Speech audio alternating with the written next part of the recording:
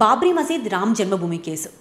ఈ కేసు చూసుకుంటే ఫైనల్ జడ్జ్మెంట్కి రావడానికి ఎన్నేళ్ళు పట్టిందో తెలుసా? 70 ఏళ్ళు పట్టింది. అదే కాదు, ఆ తర్వాత మనం చూసుకున్నట్టయితే భూపాల్ గ్యాస్ ట్రాజడీ జరిగింది కదా, ఆ టైంలో కూడా విక్టిమ్స్ ఎవరైతే ఉన్నారో వాళ్ళకి కాంపెన్సేషన్ రావడానికి కొన్ని డికెట్స్ పట్టింది. ఆ తర్వాత మనం చూసుకున్నట్టయితే రీసెంట్ నిర్భయ కేసు, దాదాపు ఫాస్ట్ ట్రాక్ కోర్ట్స్ పెట్టాము, చాలా లాస్ తీసుకొచ్చాము, స్టిల్ 8 ఏళ్ళు పట్టింది ఆ కేసు మొత్తం క్యూరేటివ్ పిటిషన్స్ కానీ అవన్నీ కంప్లీట్ అయిపోవడానికి. ఇక్కడ దీన్ని బట్టి మనకేం అర్థమవుతుంది, జస్టిస్ అనేది ఎంత డిలే అవుతుంది అనేది. ఫేమస్గా ఒక లైన్ చెప్తారనమాట, justice delayed is justice denied అని చెప్పేసి. సో ఇవాళ మన సెషన్లో అసలు ఇండియాలో ఉన్నటువంటి జ్యుడిషియరీ ఫేస్ చేస్తున్న ప్రాబ్లమ్స్ ఏంటి, అసలు ఎందుకు మనం కేసెస్ తొందరగా తీసుకెళ్ళలేకపోతున్నాం ముందుకి అనేది మాట్లాడుకుందాం.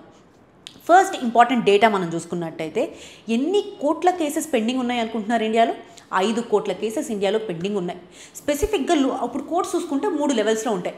ఒకటి సుప్రీంకోర్టు అంటాము, ఆ కింద హై కోర్ట్స్ ఉంటాయి, ఆ కింద డిస్ట్రిక్ట్ కోర్ట్స్ ఉంటాయి. ఇప్పుడు 5 కోట్ల ఓవరాల్ కేసెస్లో 4.6 కోట్ల కేసెస్ కింద డిస్ట్రిక్ట్ లెవెల్ కోర్ట్స్లోనే పెండింగ్ ఉన్నాయి. అండ్ సుప్రీంకోర్టులో చూసుకుంటే ఒక 80,000, ఆ మిగతావి హై కోర్ట్స్లో పెండింగ్ ఉన్నాయి అన్నమాట.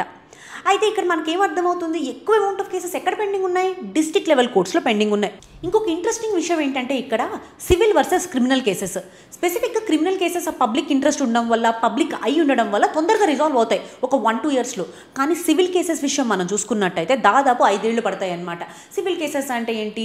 ప్రాపర్టీ గురించి కానివ్వండి, మ్యారేజ్ గురించి కానివ్వండి. సో డే టు డే ఒక పర్సన్ యొక్క లైఫ్ని ఎక్కువ ఇంపాక్ట్ చేసేది ఈ సివిల్ కేసెస్. అంటే క్రిమినల్ కేసెస్ ఇంపాక్ట్ చేయవని కాదు, బట్ మనం చూసుకున్నట్టయితే డే టు డే అడ్మినిస్ట్రేషన్ కానీ డే టు డే ఒక పర్సన్ లైఫ్ని మనకి సివిల్ కేసెస్ బాగా ఇంపాక్ట్ చేస్తాయి. సో ఇవి దాదాపు 5 ఇయర్స్ దాటుతున్నాయి ఇవన్నీ అవ్వడానికి. ఇక్కడ ఫస్ట్ మనం ఆలోచించాల్సింది ఏంటి అంటే అసలు రీజన్స్ ఏంటి, ఎందుకని చెప్పేసి డిలీస్ అవుతున్నాయి. ఫస్ట్ మనం చూసుకున్నట్టయితే జ్యుడిషియరీలో ఉన్నటువంటి వేకెన్సీస్. ఎంత వేకెన్సీస్ ఉన్నాయో తెలుసా జ్యుడిషియరీలో? నియర్లీ 40% ఆఫ్ హైకోర్టు సీట్స్ వేకెంట్గా ఉన్నాయి. అండ్ దాంతోపాటు జడ్జ్ టు పాపులేషన్ రేషియో అంటారు కదా, 21 జడ్జెస్ పర్ 1 మిలియన్ ఉన్నారనమాట. అంటే 10 లక్షలకి 21 జడ్జెస్ ఉన్నారు. కానీ లా కమిషన్ ఎంత రికమెండ్ చేస్తుందో తెలుసా? 50 జడ్జెస్ ఉండాలి ఒక 1 మిలియన్ పాపులేషన్కి అని చెప్పడం జరిగింది. అంటే 10 లక్షలకి 50 మెంబర్స్ జడ్జెస్ ఉండాలి అని చెప్పింది. కానీ ఇండియాలో ఎంత ఉన్నారు? ఓన్లీ 21 మాత్రమే ఉన్నారు. సో దీన్ని బట్టి జ్యుడిషియరీ యొక్క వేకెన్సీస్ అనేది అర్థమవుతుంది అనమాట. రెండో మెయిన్ ఇంపార్టెంట్ రీజన్ ఏంటంటే ఫ్రీక్వెంట్ అడ్జార్న్మెంట్స్. మనం రెగ్యులర్గా కోర్టులో చూస్తే ప్రతిసారి అడ్జార్న్ అనే మాట వింటూనే ఉంటాము. అయితే 2011 నుంచి 2015 వరకు ఒక స్టడీ కండక్ట్ చేశారనమాట ఢిల్లీ హైకోర్టులో. సో ఇక్కడ చూసుకున్నట్టయితే మొత్తం 100 కేసులు ఉంటే 91 కేసెస్ కనీసం ఒక్కసారైనా వాళ్ళ లైఫ్లో అడ్జార్న్మెంట్ తీసుకున్నాయి. సో ఇప్పుడు క్రిమినల్ కేసెస్ కానివ్వండి ఏవైనా సరే 60% ఆఫ్ ద కేసెస్ డిలే అవుతున్నాయి అంటే దానికి రీజన్ ఈ ఫ్రీక్వెంట్ అడ్జార్న్మెంట్స్ అండ్ ఈజీగా అడ్జార్న్మెంట్ ఇచ్చేయడం. అండ్ మూడో ఇంపార్టెంట్ విషయం వచ్చేటప్పటికి సపోర్టింగ్ ఇన్ఫ్రాస్ట్రక్చర్ లేకపోవడం. చాలా వరకు డిస్ట్రిక్ట్ కోర్ట్స్లో ఉమెన్కి వాష్రూమ్ సపరేట్గా లేకపోవడం, లేదా వెయిటింగ్ హాల్స్ లేకపోవడము. అండ్ వచ్చిన తర్వాత మనం చూసుకున్నట్టయితే అక్కడ డ్రింకింగ్ వాటర్ మినిమం సప్లై లేకపోవడం. సో ఇలాంటివి, ఇంకా దాంతోపాటుగా టెక్నాలజికల్ అడాప్టేషన్, అంటే ఏవైతే కోర్ట్ రికార్డ్స్ ఉంటాయి కదా వాటిని మేనేజ్ చేసుకోవడానికి టెక్నాలజికల్ అడాప్టేషన్ సరిగ్గా లేకపోవడం, ఇవన్నీ కూడా one of the major reason, అంటే ప్రాసెస్ మొత్తం స్ట్రీమ్ లైన్గా లేకపోవడానికి. అండ్ నాలుగోది వచ్చేటప్పటికి high volume of government cases అనమాట. ఇక్కడ మనం చూసుకుంటే 50 to 60% డిలే అయిన కేసులు ఉన్నాయి కదా, అవన్నీ గవర్నమెంట్కి సంబంధించినటువంటి కేసులే. అండ్ అందులో కూడా 70% ఫ్రూవియస్ ఆర్ అన్నెసరీ కేసెస్ అనమాట, గవర్నమెంట్ నుంచి వచ్చే లిటిగేషన్స్. అండ్ ఆ తర్వాత ఇంపార్టెంట్ రీజన్ చూసుకున్నట్టయితే మనం ప్రొసీడ్యూరల్ కాంప్లెక్సిటీ. ఇక్కడ మనం నిర్భయ కేసు చూసాము. సో ఎన్నో లాస్ తీసుకొచ్చాము, కానీ 8 ఏళ్ళు పట్టింది ఆ జస్టిస్ అనేది రావడానికి. ఎందుకని చెప్పేసి సిపిసి, సిఆర్పిసి లాంటి లాస్ ఉన్నాయి కదా. అఫ్కోర్స్ మనం ఇప్పుడు భారతీయ న్యాయ సంహిత ఇవన్నీ మార్చాము, కానీ the base of the law అనేది సిపిసి, సిఆర్పిసిగానే ఉంది. దీనివల్ల ఏమవుతుందంటే వ్రిట్స్ అని చెప్పేసి, క్యూరేటివ్ పిటిషన్స్ అని చెప్పేసి, ఇంకా ఎన్నెన్నో ప్రొసీజ్యూరల్గా లేట్ అవుతుందన్నమాట జస్టిస్ అనేది ఒకటి డెలివర్ చేయడానికి. అండ్ ఆ తర్వాత రీసెంట్గా మనం చూసుకున్నట్టయితే 2024లో ప్రెసిడెంట్ ద్రౌపది ముర్ము గారు బ్లాక్ కోట్ సిండ్రోమ్ అని చెప్పారు. అంటే ఏంటి, రెగ్యులర్గా మనం ఉంటాం కదా, మనం ఒక విషయానికి కోర్టు దాకా వెళ్ళాలి అనుకోండి భయపడతాం. ఎందుకు, మళ్ళీ అక్కడికి వెళ్తే 1 సంవత్సరం 2 సంవత్సరాలు పట్టేస్తుంది అండ్ ఇంకా ఎక్కువ కూడా పట్టే అవకాశం ఉంటుందని చెప్పేసి. అంటే అసలు జస్టిస్ దగ్గరికి వాళ్ళు వెళ్ళలేకపోవడం, ఇదే బ్లాక్ కోట్ సిండ్రోమ్ అంటారనమాట. ఇది ద్రౌపది ముర్ము గారు అనడం జరిగింది. సో ప్రజలు ఈ బ్లాక్ కోట్ సిండ్రోమ్ వల్ల సఫర్ అవుతున్నారు. అండ్ దీనివల్ల జస్టిస్ అనేది వాళ్ళు అసలు జస్టిస్ దగ్గరికి రావట్లేదని చెప్పారు ఆవిడ. అండ్ ఇంకా అదే కాదు, ఇంకా మనం చూసుకున్నట్టయితే జ్యుడిషియరీలో స్పెసిఫిక్గా వెకేషన్స్ ఎక్కువగా ఉంటాయి. సమ్మర్ వెకేషన్ అని చెప్పేసి, వేరే ఏ ప్రొఫెషనల్స్కి బ్యూరోక్రసీలో కానివ్వండి సమ్మర్ వెకేషన్స్ అనే కాన్సెప్టే ఉండదు పెద్దగా ఎవరికి.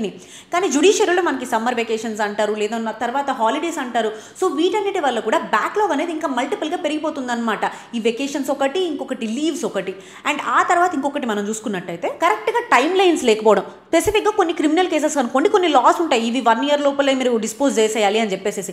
కానీ సివిల్ కేసెస్కి అసలు లాస్ ఉండవన్నమాట. అంటే ఇట్లా ఇన్ని ఇయర్స్లో డిస్పోజ్ చేయాలి అని చెప్పేసి మనం చూసే ఉంటాం. ఒక ప్రాపర్టీ కోర్టులోకి వెళ్ళిందంటే 30 ఏళ్ళు 40 ఏళ్ళు వాళ్ళ పిల్లలకి వస్తుంది అని చెప్తారనమాట. ఇక్కడ ఈ కోర్టులోకి కేసు వెళ్ళడం వల్ల స్పెసిఫిక్గా సివిల్ కేసెస్ జనరేషన్స్ మీద ఇంపాక్ట్ ఉంటుంది. రాదర్ దాన్ అది సాల్వ్ అవ్వడం కాదు, కానీ జనరేషన్స్ వరకు ఇంపాక్ట్ అనేది ఉంటుంది. సో దీనికోసం గవర్నమెంట్ ఏం చేసింది? ఫస్ట్ ఇంపార్టెంట్ ఇనిషియేటివ్ వచ్చేటప్పటికి ఈ courts mission mode project. So ఇందులో ఏంటంటే కోర్టు డేటాబేస్ ఉంటుంది కదా, ఆ దాన్ని డిజిటలైజ్ చేయడానికి, ఇన్ఫ్రాస్ట్రక్చర్ డెవలప్ చేయడానికి దీన్ని తీసుకొచ్చారనమాట. దీనికి నేషనల్ జ్యుడిషియల్ డేటా గ్రిడ్ అని ఉంటుంది. అంటే రియల్ టైంలో కేసెస్ నడుస్తూ ఉంటాయి కదా, వాటిని ట్రాక్ చేసుకునే అవకాశం ఉంటుంది, జడ్జ్మెంట్స్ని ట్రాక్ చేసుకునే అవకాశం ఉంటుంది ఇందులో. అండ్ ఇదే కాకుండా జ్యుడిషియల్ ఇన్ఫ్రాస్ట్రక్చర్ డెవలప్మెంట్ కోసము సుపేస్ లాంటి సాఫ్ట్వేర్స్ తీసుకొచ్చారు. అండ్ కేస్ ఎలొకేషన్స్ కోసం సాఫ్ట్వేర్స్ తీసుకొచ్చారు. ఇంకా దాంతోపాటు కొన్ని హైకోర్ట్స్ ఉంటాయి కదా, ఆ హైకోర్ట్స్ స్పెషల్ బెంచెస్ని ఫామ్ చేశారు. సో దీనివల్ల ఏంటి అంటే చాలా లాంగ్ ఇయర్స్గా పెండింగ్ ఉన్న కేసెస్ ఉంటాయి కదా, వాటన్నిటిని ఫాస్ట్గా రిజాల్వ్ చేయడానికి. ఇంకా అదే కాకుండా ఫాస్ట్ ట్రాక్ కోర్ట్స్, స్పెసిఫిక్గా నిర్భయ ఫండ్ కింద వీటి యొక్క ఎలొకేషన్ అనేది జరిగింది. అండ్ దాదాపు 2024లో చూసుకుంటే 1000+ ఫాస్ట్ ట్రాక్ కోర్ట్స్ ఇండియాలో ఆపరేషనలైజ్గా ఉన్నాయి. ఆ తర్వాత ప్రోబోనో లీగల్ స్కీమ్స్, అంటే ఇక్కడ ఏంటి అంటే ఎవరైతే పూర్ లిటిగెంట్స్ ఉంటారు కదా వాళ్ళకి లీగల్ సపోర్ట్ ఇవ్వడము, అది కూడా డిజిటల్ యాప్స్ ద్వారా లీగల్ సపోర్ట్ ఇవ్వడం దీని కింద. అండ్ ఇంకా ఆల్టర్నేటివ్ డిస్ప్యూట్ రిజల్యూషన్స్ అంటే మీడియేషన్, కన్సిలేషన్ ఇలాంటివన్నీ యూజ్ చేయడము, ఇవన్నీ గవర్నమెంట్ తీసుకొచ్చినటువంటి ఇనిషియేటివ్స్. ఎందుకంటే జ్యుడిషియరీ ఏదైతే ఉందో అది ఎప్పుడు జస్టిస్ అనేది డిలే అవ్వకూడదు. జస్టిస్ డిలే అయింది అంటే దాని అర్థం డిలే అయిపోయింది అనే అర్థం అనమాట. అండ్ ఇంకా మీరు కామెంట్ సెక్షన్లో ఏం చేయొచ్చు, వే ఫార్వర్డ్ ఏంటి అనేది చెప్పండి. Thank you so much.